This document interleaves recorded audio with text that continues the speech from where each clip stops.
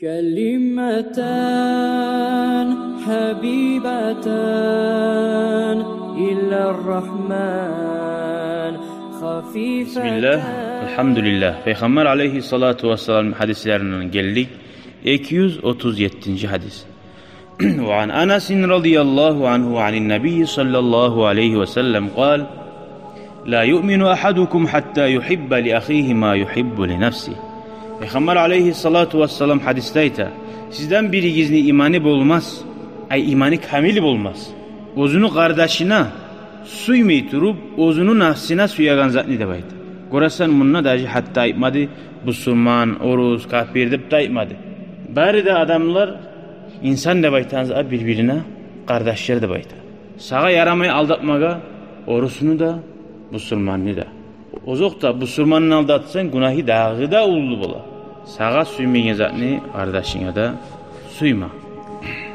Hali bundan mümin adam ne baytan yerleri var hadislerin. Mümin adam kadar. Ondan murat müminler dağda bek bulma taraf diye mana. Dağda bunlar suyu da baytan zat. Yüreğimden suyaman, yüreğimden ağrıyman hep onu Allah'ın butulluğu etmeyi. Yürekte suyu bolsa o çarkınla da iş bulanına bola o. Значит, yürekte suyu yalgan bola, kömek etmeyimsa, tugul yazığı da çıkıp oğar göre iş etmesi. Hali okuyuk 238. hadis. Ve anhu qala Resulullah sallallahu aleyhi ve sellem unsur ahaka zaliman ev mazluman. Sen kardeşine kömek et. Zulmü etemusa da, amellik etemusa da, ev mazluman ya da ozuğar zulmü etilamusa da. Fekâler raculu ondan bir kişi aytti. Ya Resulallah, ey Allah'ın elçisi. Ansuruhu iza kana mazluman. Ya men oğar kömek eteyim, oğar zulmü etilamsa, qiyillik, yamallik etilamsa. Ara'ayta in kana zaliman kayfa ansuruhu? Ya Resulallah diye bu soray.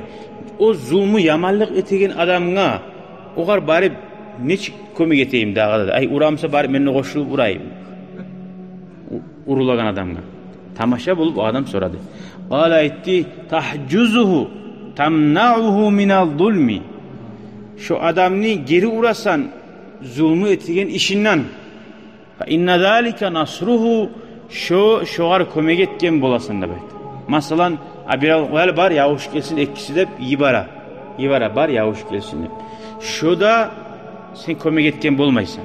Nege o uru bunu otu koysa da, tuyu koysa da bugün dünya bulan bilmeyiş. Tanrı ahirette oğar azap bulan.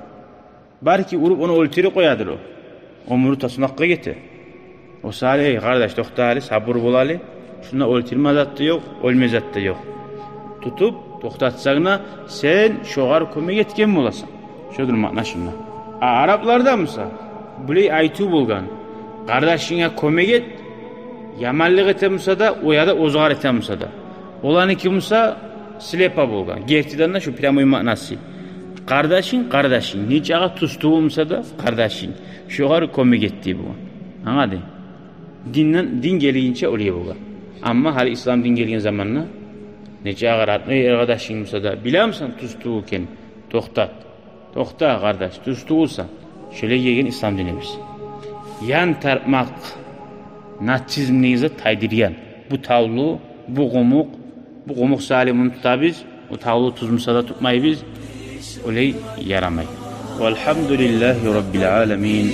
Vesselamu aleyküm ve rahmetullahi ve berekatuhu. شكرا يا ربي شكرا هديت قلبي شكرا نورت دربي شكرا شكرا يا رب